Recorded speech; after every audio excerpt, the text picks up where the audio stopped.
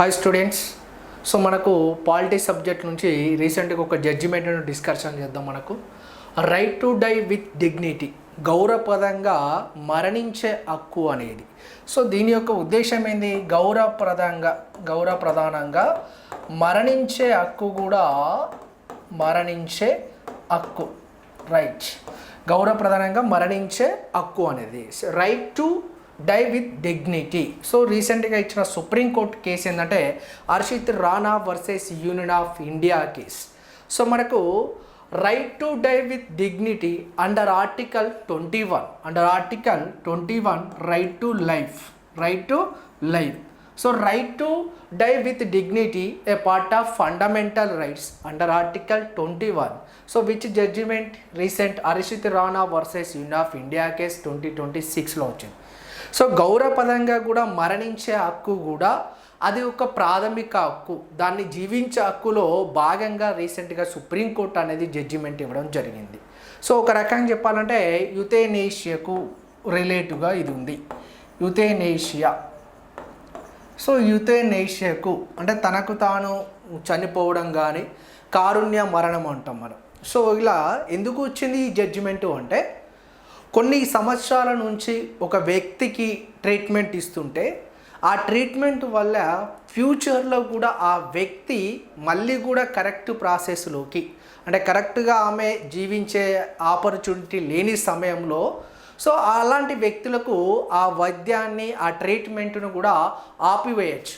అంటే ఈ కేసులో ఇచ్చిన జడ్జిమెంట్ ఏంటంటే, ఒక పేషెంట్కు దాదాపుగా ఒక 13 సంవత్సరాల్లో ఒక పేషెంట్ అనేది కోమలోకి వెళ్ళిపోతే ఆ పేషెంట్కు ఆహారం అందించడం కానీ వాటర్ అందించడం కానీ ఇచ్చినా కూడా ఆమె కరెక్ట్గా కోలుకోకపోతే సో వాటిని కూడా నిలిపివేయాలి. అది కూడా ఒక ట్రీట్మెంట్ పరిధిలోకి వస్తుంది, అది కూడా ఒక వైద్య పరీక్షల పరిధిలోకి వస్తుంది.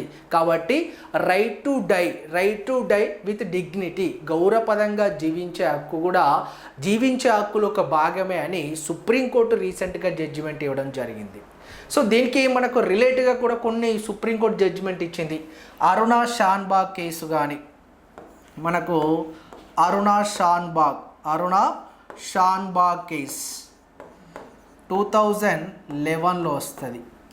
So next Common Cause versus union of India case, ఇది 2018లో case. So Gyan Kaur versus state of Punjab case 1996లో వచ్చింది. Gyan Kaur versus state of Punjab case. So ఇది ఏం చెప్పింది అంటే right to die so it is not part of the right to life. So ఇక్కడ మరణించే హక్కు అనేది జీవించే హక్కులో భాగం కాదు అని అది సుప్రీంకోర్టు మనకు ఫస్ట్ జడ్జిమెంట్ ఇచ్చిన case Gyan Kaur versus state of Punjab case 1996లో వచ్చింది. సో తర్వాత Aruna Shanbaug versus union of India case 2011లో వచ్చింది. Aruna Shanbaug versus union of India case ఇది 2011లో వచ్చింది. సో ఇది right to die a part of fundamental rights under article 21. కాకపోతే కొన్ని రిస్ట్రిక్షన్స్ విధించి కొన్ని రిస్ట్రిక్షన్ ప్రకారం సో కారుణ్య మరణం, తనకు తాను చనిపోవడం అనేది కూడా ప్రాథమిక హక్కులు ఒక భాగము అని సుప్రీంకోర్టు ఫస్ట్ జడ్జిమెంట్ ఇచ్చిన కేసే Aruna Shanbaug versus union of India case 2011లో వచ్చింది. సో ఇదేంటి, కొన్ని రిస్ట్రిక్షన్ ప్రకారం Common Cause versus union of India case కూడా ఇది right to die a part of fundamental rights under article 21లో కూడా ఇది ఒక భాగమే అని సుప్రీంకోర్టు ఇచ్చిన జడ్జిమెంట్ అన్నట్టు. సో కాబట్టి 4 జడ్జిమెంట్లు కూడా మనం రిలేటివ్గా గుర్తుపెట్టుకోవాలి. Okay, Gian Kaur versus state of Punjab case ఏం చేసింది, right to die it is not part of fundamental rights. So common cause and Aruna Shanbaug అనేది మరణించే హక్కు అనేది ప్రాథమిక హక్కులో భాగమని చెప్పింది. So Harish Rana versus union of India case ఇది 2026లో వచ్చింది రీసెంట్గా. సో ఇది గౌరవపదంగా మరణించే హక్కు కూడా ప్రాథమిక హక్కు అని సుప్రీంకోర్టు రీసెంట్గా జడ్జిమెంట్ ఇవ్వడం జరిగింది. So okay, thank you student.